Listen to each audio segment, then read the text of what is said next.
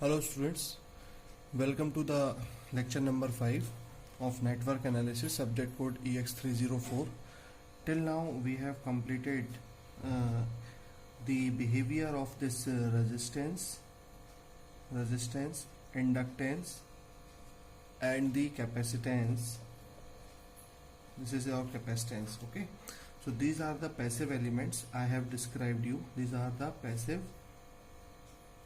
elements, okay, passive elements, and these are resistance, inductance and capacitance. And the active elements are what? Active elements were sources. Suppose this is your AC source and this is a DC source, AC source and DC source. मैंने अच्छे से आपको बता दिया है कि what is the behavior of resistance, inductance and capacitance with AC source in the previous videos. और उसमें यही था कि इंडक्टेंस में करंट लैग करता है और कैपेसिटेंस में करंट लीड करता है वोल्टेज से. और डीसी में ट्रांजिएंट एनालिसिस होती है जिसमें inductor behaves like an open circuit and then short circuit, और फिर capacitor behaves like a short circuit and then open circuit. अब हमें एक्चुअली इन डिटेल एसी को भी पढ़ना है, डीसी को भी पढ़ना है, but in your first year आपने एसी को पढ़ चुके हैं अच्छे से एक बार, लेकिन इसलिए अभी एसी को मैं सेकेंड पार्ट में कवर करूंगा. But till now many things I have covered already. So let us start today in lecture number 5. In lecture number 5,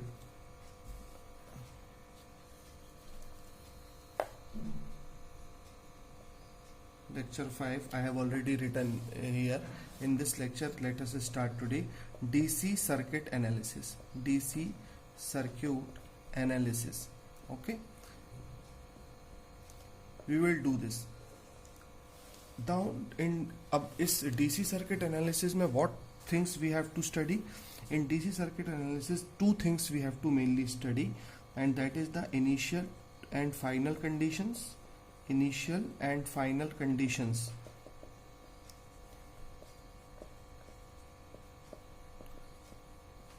And the second one is intermediate conditions. Intermediate conditions. So you can make a note of all these things what I am writing from here, lecture number 5, that in DC circuit analysis these two are the important things which we have to study. So how we will continue? Before continuing this, some of the basic thing which I told you I am writing here itself, you should remember it always. See, this is a timeline. Suppose this is a timeline. Let me tell you, मैं आपको बताना चाहता हूँ कि initial क्या है, final क्या है और इंटरमीडिएट क्या है. तो जब मैं बोलूँगा time t equal to 0 suppose, तो वो कुछ इंस्टेंट के लिए एक कंडीशन है. और जब मैं बोलूँगा time t equal to infinity, तो काफ़ी समय बाद एक कंडीशन है. और जब मैं बोलूँगा किसी भी टाइम पर, एनी टाइम, तो वो एक ये इंटरमीडिएट कंडीशन है.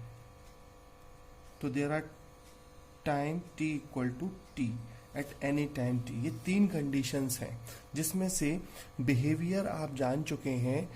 दो कंडीशन का, t इक्वल टू 0 पर कैसे बिहेव करेगा, t इक्वल टू इन्फिनिटी पर कैसे बिहेव करेगा, passive element.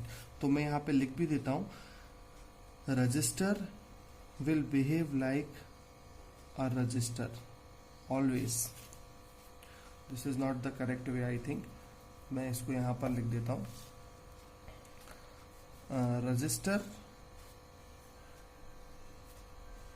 t equal to 0 and the other one is t equal to infinity. Okay, here, and I am writing a table here. It is resistor. Wait a second.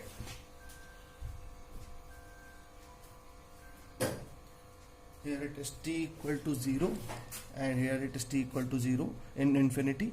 Here it is resistor, there it is inductor, and there it is a capacitor. These three things you have to always remember कि at t equal to 0 inductor behaves like a open circuit. At t equal to infinity inductor behaves like a short circuit. Capacitor behaves like a short circuit at t equal to 0 and behaves like a open circuit at t equals to infinity. Register हमेशा register की तरह ही behave करता है, चाहे वो कभी भी हो, चाहे वो इंटरमीडिएट कंडीशन हो, चाहे t इक्वल टू इन्फिनिटी हो और it is t equal to 0.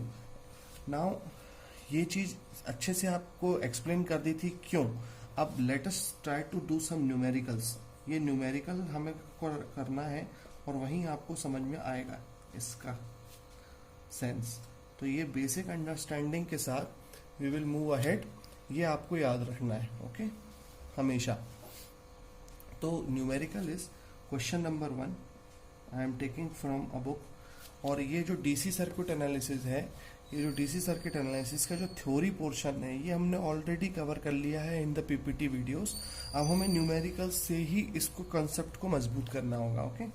So question number 1 हम कर रहे हैं.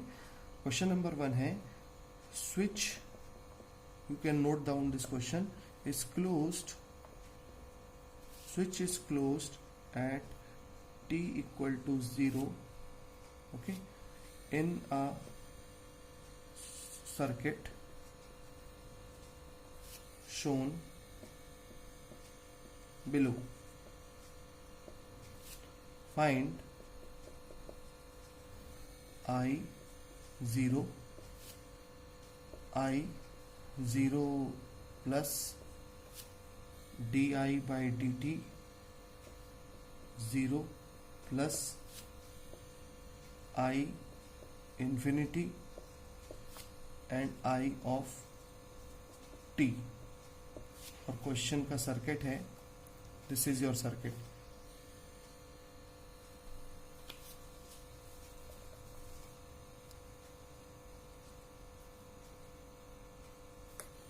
resistance,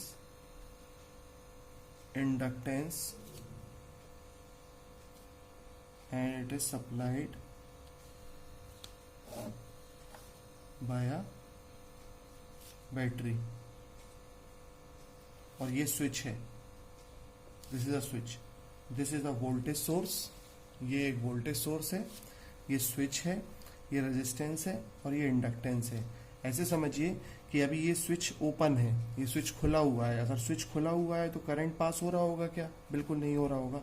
और इससे पहले की क्लासेस में आपने क्या पढ़ा है? सेपरेटली आपने सिर्फ रेजिस्टेंस को लेके पढ़ा है और इंडक्टेंस को लेके पढ़ा है. आपने कभी भी अब इन दोनों को कनेक्ट करना नहीं सीखा था. अब नाउ हमने इन दोनों को कनेक्ट किया है. और क्वेश्चन क्या है, पहले ही क्वेश्चन क्या है, आपको ये इतनी सारी चीजें पता करने पूछी गई हैं. और इसके अलावा और कोई क्वेश्चन नहीं पूछा जाता है, ना फ्रेम होता है.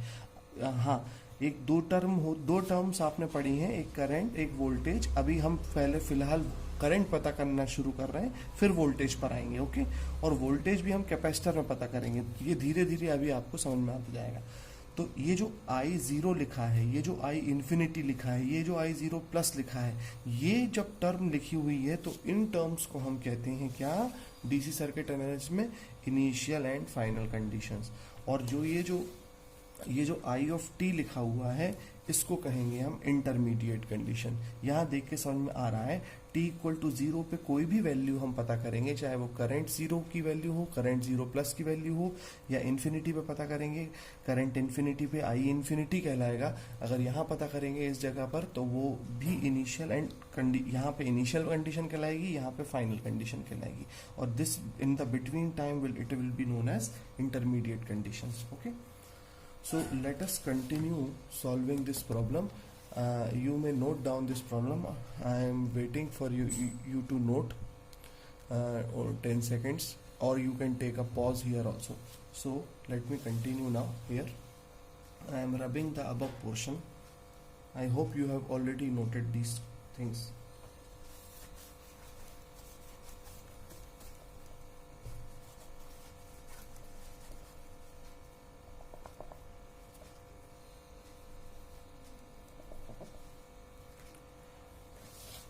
So the solution to this question is solution to this question will be, हम ऐसे लिखेंगे सॉल्यूशन कि एट t इक्वल टू 0, याद रखिए हमेशा इसी वर्ड से हम अपने क्वेश्चन की शुरुआत करेंगे, एट t इक्वल टू 0, क्योंकि उसने क्वेश्चन में क्या बोला है, क्वेश्चन में उसने ये बोला है, उसने क्वेश्चन में ये बोला है कि एट t इक्वल टू 0 ये स्विच बंद हो रहा है, तो t इक्वल टू 0 पे जब ये स्विच बंद होगा तो हमें क्या कंडीशन मिलेगी वो हमें यहाँ पे ड्रॉ करना है। तो t इक्वल टू 0 पे स्विच बंद हो रहा है ना, तो जस्ट ड्रॉ दैट सर्किट। तो सर्किट कैसा दिखेगा हमें, यहाँ पर आप याद करिए, यहाँ पर स्विच था तो ये क्लोज हो गया है स्विच, तो यहाँ पे अब रेजिस्टेंस है and there is a inductance, और ये हो गया है मेरा वोल्टेज सोर्स। अब ये एक कनेक्टेड, अब ये कनेक्ट हो गया है, this is all connected, so this is resistance and this is inductance. और जैसे ये स्विच क्लोज हुआ है, इस वोल्टेज सोर्स से अब एक करंट निकलेगा and it will enter the voltage resistance, तो यहाँ पर एक वोल्टेज डेवलप होगा, क्योंकि और जिस पॉइंट पर करंट एंटर करता है रेजिस्टेंस में वहाँ प्लस बनता है, जहाँ लीव करता है वहाँ माइनस बनता है करंट। अब यही करंट जो आ रहा है सीरीज सर्किट है, तो सीरीज में आप जानते हैं करंट विल बी सेम, तो यहाँ पर प्लस बनेगा, यहाँ पे माइनस बनेगा and this will be a development of voltage VL।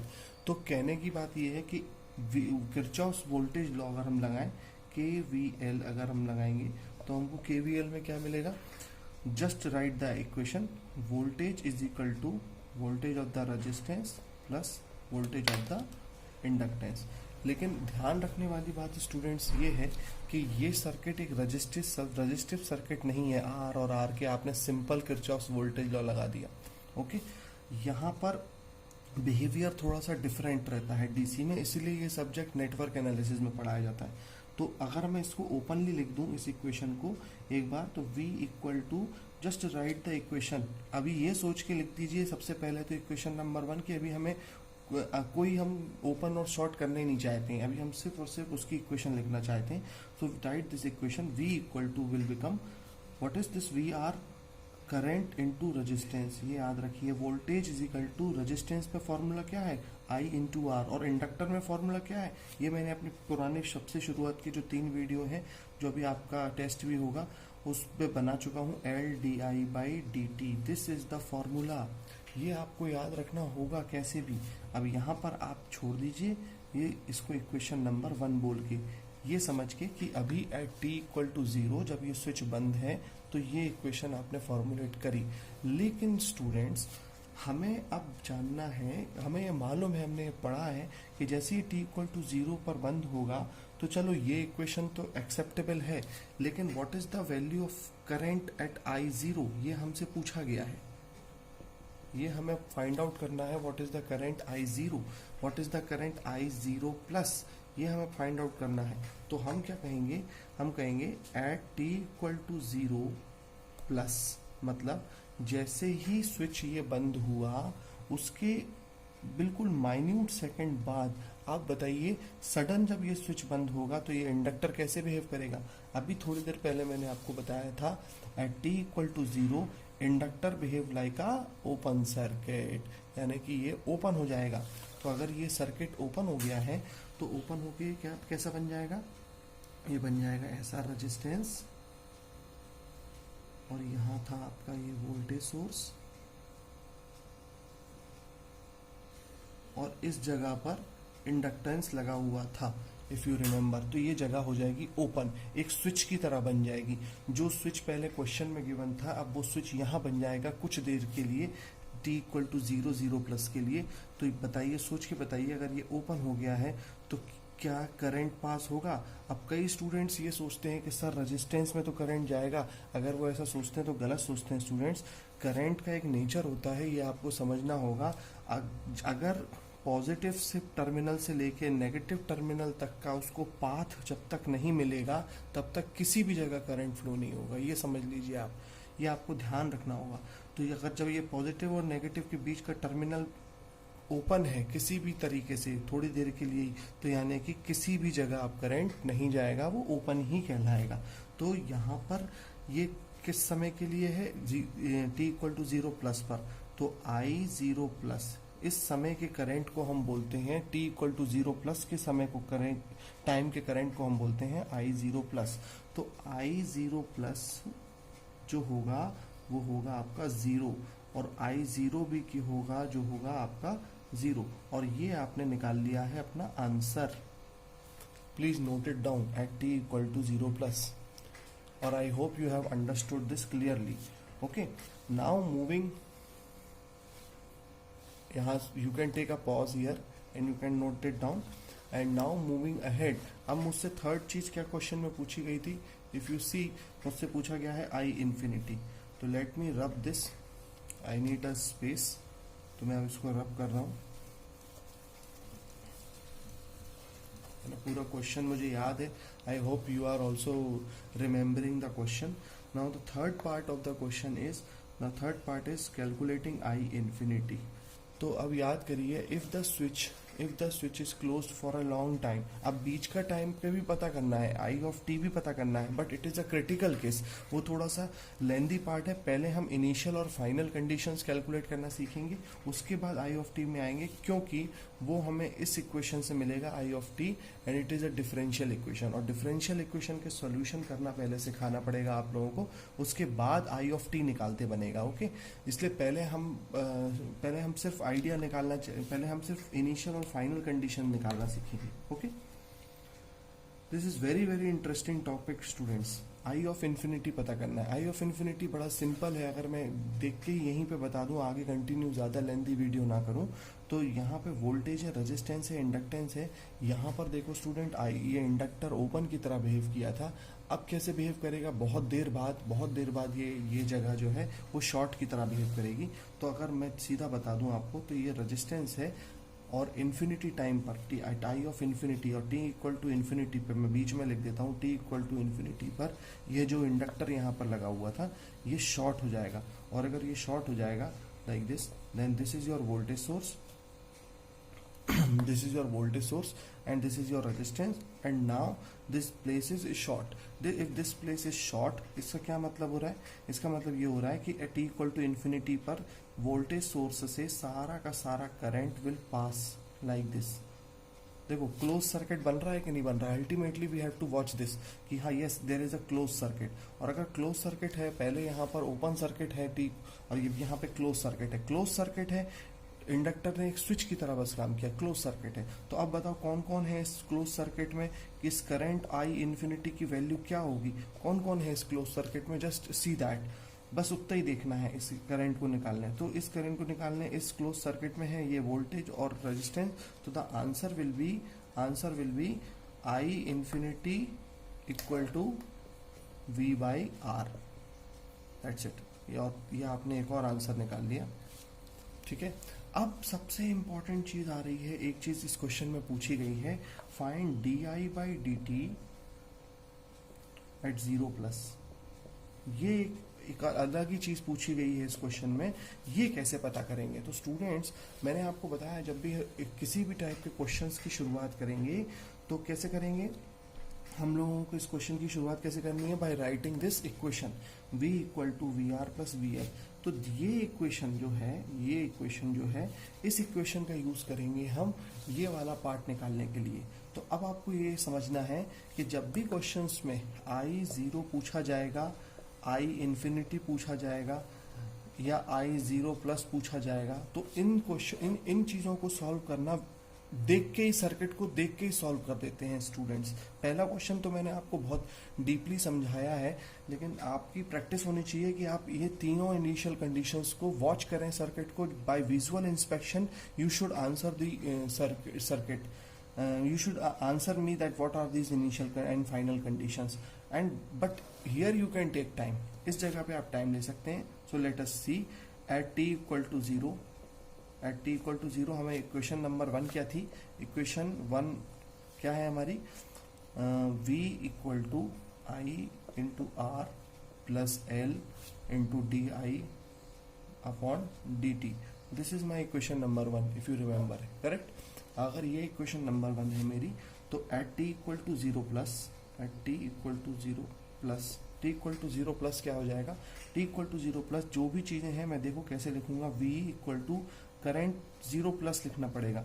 Voltage 0+ लिखने का मतलब नहीं इट इज अ कांस्टेंट, हर समय वोल्टेज ही रहा ना, उसमें थोड़ी ना कोई चेंज हुआ, but current was a variable, तो करंट 0+ लिखना पड़ेगा यहाँ पे, I 0+, क्योंकि t इक्वल टू 0+ पर जो भी चीजें 0+ है वो लिखिए आप, प्लस एल, एल तो एल है, एक मिनट ये मैंने मिस कर दिया रेजिस्टेंस को, I 0+ इंटू आर होगा ये, I 0+ into R plus L D I by D T of 0+, हो गया, ये क्लियर हो गई बात। अब यहाँ पर क्या हो जाएगा, यहाँ पर वी नो, हमें मालूम है, क्या मालूम है, we know your I 0+ is equal to 0। I 0+ क्या है हमारा, 0 है। अगर I 0+ हमारा 0 है तो इसका मतलब क्या हो गया,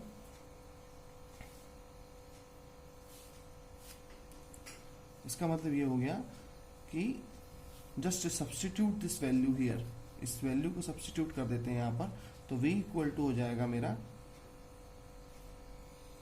I 0+ into means 0 into R is 0, यहाँ पे 0 पुट कर दिया ना मैंने, क्यों I 0+ 0 है, क्योंकि मैंने यहाँ पे निकाला हुआ है I 0+ 0, तो V equal to 0 plus L D I by D T of 0+, तो यहाँ से मेरे को क्या मिल जाएगा, D I by D T of 0+ will be equal to V by L, this is the answer.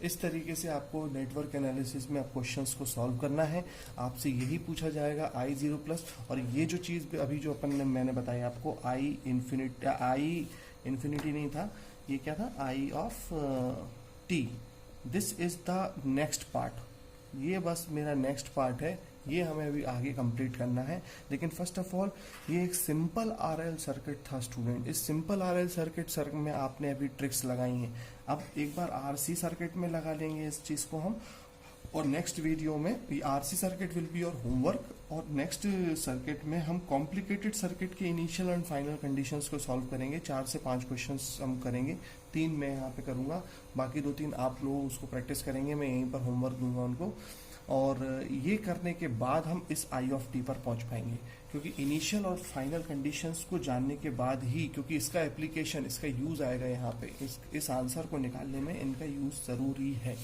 Okay, so now let us move to another question, और वो क्वेश्चन जो है, let me rub this, I hope आपने ये सब लिख लिया होगा, और नहीं लिखा है तो you can pause it because I have rubbed it,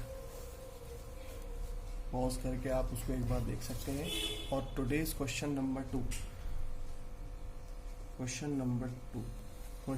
2 पे हम व्हेनेवर आई विल कम, तो हम कहेंगे स्विच इज क्लोज्ड, फिर से वही क्वेश्चन है, मैं I am seeing from the book, switch is closed at t equal to 0, okay find, अब यहाँ पर क्या पूछा है देखना, find I of 0, I 0+, I 0 और I 0+ पता नहीं क्यों पूछते हैं, वो एक ही चीज होती है, D I by D T, यहाँ पर D I by D T नहीं पूछा है,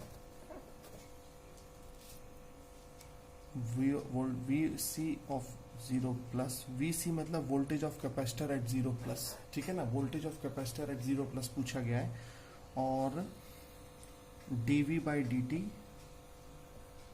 0+, और क्वेश्चन है आपका ये, एक स्विच है, switch is moved, this is your resistance, ये है आपका कैपेसिटेंस, और ये है आपकी वही वाली बैटरी, वोल्टेज सोर्स,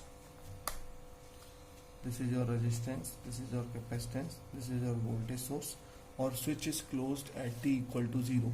अब स्विच क्लोज करेंगे t इक्वल टू 0 पर, तो आपको यहाँ पर ये अंदाजा लगाना है कि ये 4 इनिशियल कंडीशंस क्या है, okay, initial and final condition, इसमें कुछ चीजें हम अपने आप से भी पता कर लेंगे, I इन्फिनिटी क्या है क्या नहीं है। तो सॉल्यूशन, आई थिंक मुझे नेक्स्ट क्लास के लिए वेट करना चाहिए। मुझे शायद आप लोग कमेंट्स में बताएंगे 100% कि I0 क्या है, I0 प्लस क्या है ना, और V0 प्लस VC0 प्लस क्या है, ये शायद आप ना बता पाए। तो इसका डिस्कशन मैं आपको एक तरीके से इस तरीके से करूंगा कि आप वो मुझे बता पाएंगे। dV/dt 0 प्लस, चलिए ये मैं आपको बताने की कोशिश करता हूँ। ये क्योंकि एक अलग से कॉन्सेप्ट भी है आज के वीडियो में, I should complete this. Students अब देख बात समझिएगा, जब भी हम बोलते हैं कोई चीज ओपन सर्किट है या जब भी हम बोलते हैं कि कोई चीज शॉर्ट सर्किट है, तो शॉर्ट सर्किट का मतलब ये होता है कि करंट इज अलाउड टू पास। अगर करंट पास होने को अलाउ हो रहा है, इसका मतलब है उस पर्टिकुलर जगह पर वोल्टेज जो है वो है 0। समझ में आ गया आपको? अगर किसी जगह से वोल्टेज करंट पास हो रहा है, कोई चीज बिल्कुल ही शॉर्ट हो गई है, that means the current is allowed to pass. तो करंट तो एग्जिस्ट करता है लेकिन वोल्टेज ड्रॉप इज 0। और अगर कोई चीज ओपन है तो करंट आपका पास नहीं हो रहा, यानी करंट उस टाइम पर 0 है, तो उस समय पर वोल्टेज एग्जिस्ट करेगा। अब कितना करेगा, ये उसकी उस टर्मिनल प्लस माइनस पे कितना वोल्टेज है वो हमें चेक करना होगा बस। ओके, तो अब एक अंदाजे से बता देता हूं मैं यहाँ पर। आप जब ये पता करोगे कि जब ये स्विच बंद होगा तो कैपेसिटर कैसे बिहेव करेगा t=0 पर और t=इन्फिनिटी पर, तो आप ये बिल्कुल क्लियरली ये आपको समझ में आ जाएगा। t=0 पे ये कैसे बिहेव किया, तो यहाँ पर अगर बाई चांस करंट है तो इस समय वोल्टेज 0 हो जाएगा। तो I think I will continue this with the next video, लेकिन ये आंसर मुझे आप लोगों से चाहिए है। May be dV/dt at 0 plus you will not be able to calculate. तो this is an important question and it is asked in GATE exams also. ये मैं यहाँ से इस चीज को कंटिन्यू करते हुए नेक्स्ट क्वेश्चन पे आऊंगा। I hope everything is clear to you all, और ये मुझे कमेंट बॉक्स में इसका आंसर चाहिए रहेगा। Okay, thank you.